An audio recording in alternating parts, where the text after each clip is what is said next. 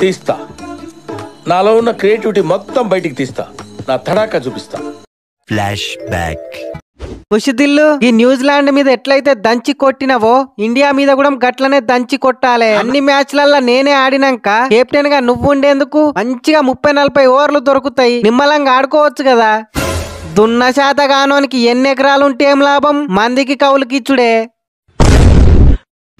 King, మన రిజ్వాన్ ముఖం చూస్తే నీకేమనిపిస్తుంది? కరెక్ట్ గా చెప్పు. 1-2 రోజులలో బలిస్తాం కదా, బలిచ్చే ముందు నాకు ఏ గొడ్డును చూసినా పాపమే అనిపిస్తుంది.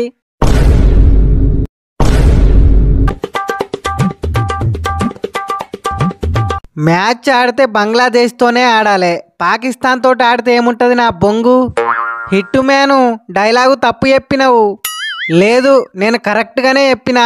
మీకన్నా బంగ్లాదేశే 100 రేట్లు నయ్యం. మాకు టఫ్ ఇచ్చింది. మీరున్నారు, మీరు మీ లడ్డూలో క్రికెట్టు. కింగు, అసలు జరిగేది ఇండియా వర్సెస్ పాకిస్తాన్ మ్యాచ్లా లేకుంటే కోహ్లీ వర్సెస్ పాకిస్తాన్ మ్యాచ్లా? కుట్టేటోడు కుడితేనే బుద్ధి అన్నట్టు ప్రతిసారి నీతోటే కొట్టించుకుంటారేందివే వాళ్ళు. అంత ఇష్టమా నువ్వంటే వాళ్ళకు? రోహిత్, ఇష్టమా అంటున్నావు? ఎవల గురించి నువ్వు చెప్పేది? ఎవల?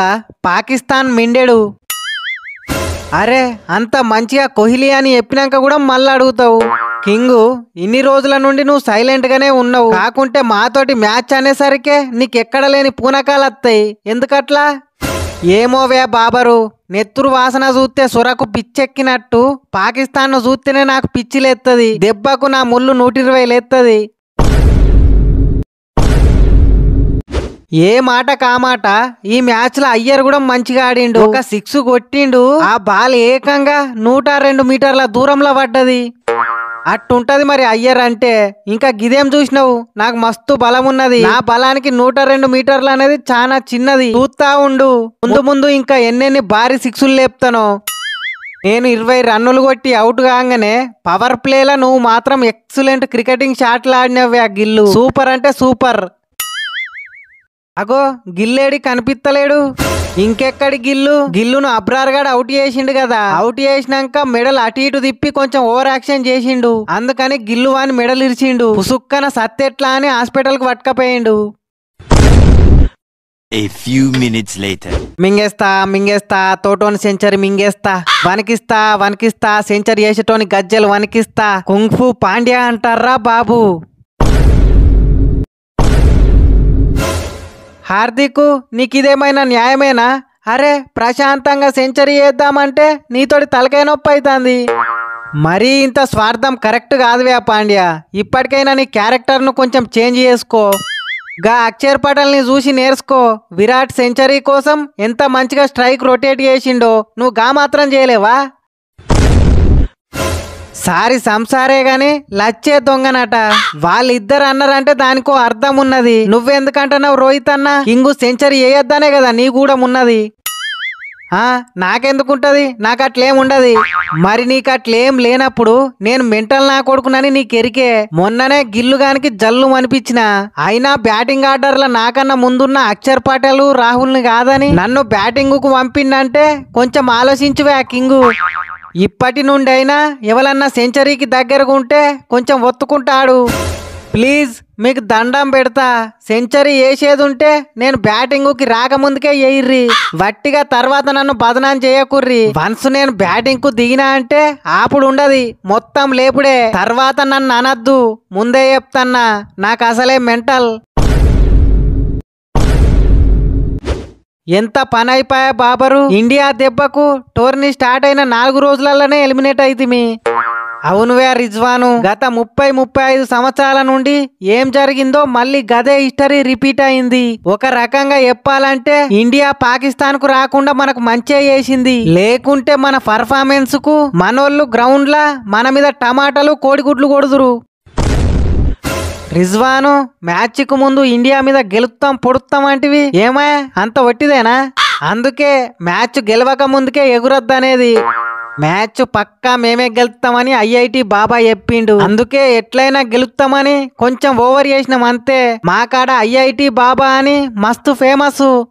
ఫేమసా నా బొంగ వాడు చెప్తే మీరెట్లా నమ్మిర్రువే మీకోటి తెలుసా అసలు వాడు ఐఐటి బాబానే కాదు ఐటీఐ బాబా ఐటీఐలో 2 సార్లు ఫెయిల్ అయితే చేసుకొని బతుకుతాడని వాని నేనే చేసిన బాబాని సరేతి నువ్వు అసలు ఇక్కడికి ఎందుకు వచ్చినావు నిన్న రాత్రి నీ వాట్సాప్ స్టేటస్ చూసిన స్టేటస్ లా నీ ముఖం చీకేసిన చింతపండు లెక్కనే అనిపించింది పెళ్ళైన తెల్లారే పెళ్లి పిల్ల లేచిపోతే పెళ్లి పిల్లగానికి ఎంత బాధ ఉంటదో నీ ముఖంలో నాకు అంత బాధగా అనిపించింది అందుకనే ఆ బాధ ఏందో తెలుసుకుందామని వచ్చిన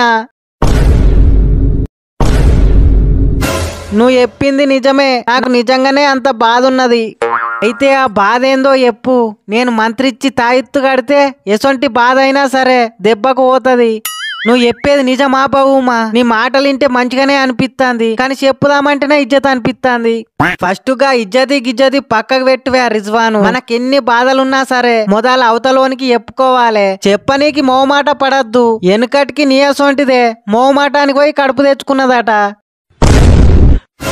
ఏం చెప్పాలే బావుమా ఆ బాబర్ గాడు కెప్టెన్ గా పోయినప్పటి నుండి ఆ శని నాకు చుట్టుకుంది పాకిస్తాన్ బతుకు గతుకు రోడ్డు కన్నా హీనంగా తయారైంది తాపకు గీ ఇండియా వాళ్ళు మమ్మల్ని తమలపాకు నమిలినట్టే నవ్వులుతారు అబ్బా పెద్ద బాధనే వచ్చింది వే రిజ్వాను మీ బాధ పోవన్నంటే తాయెత్తు కడితే సరిపోదు నేను చెప్పినట్టు చెయ్యాలి అట్లయితేనే మీ దోషం పోయి ఇండియా మీద గెలిచే రోజులు వస్తాయి ఇండియా మీద గెలుస్తామంటే ఏమైనా చేస్తా వారం రోజులు సుక్క బంద్ చేయమంటావా బంద్ చేస్తా నెల రోజులు ముక్క బంద్ చేయమంటావా బంద్ చేస్తా next time India Pakistan match కి రోహిత్ టీం ని పక్కకు పెట్టి హర్మన్ ప్రీత్ టీం తోటి ఆడుర్రి గెలుస్తారు కావచ్చు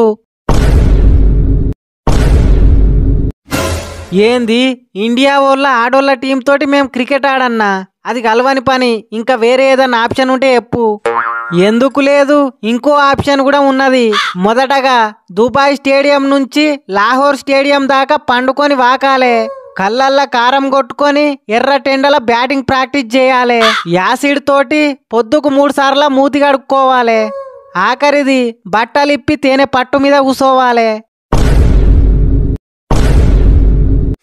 నువ్వు అసలు మా బాధ తీర్చనీకొచ్చినవా లేకుంటే మా పాడె లేపనీకొచ్చినవా నువ్వు గనక ఇంకోసారి ఇటాంకలు వచ్చినావు అనుకోవే బావుమా నిన్ను వంతులు పెట్టుకొని మరీ విసుకుతాం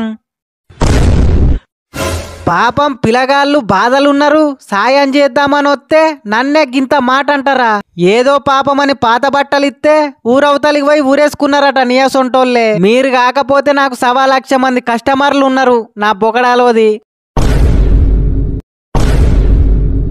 ఆగుర్రి 3 వికెట్లు తీసి పాకిస్తాన్ ను వండబెట్టిన నా కోసం ఒక లైక్ కొట్టుర్రి నా వంతుకు నేను ఒక హాఫ్ సెంచరీ వేసిన నా కోసం ఒక కామెంట్ వేయిర్రి ఇదంతా కాదు నేను ఏకంగా సెంచరీయే లేపిన నా కోసం ఈ ఛానల్ ని కొంచెం సబ్స్క్రైబ్ చేయండి మీకు పుణ్యం ఉంటది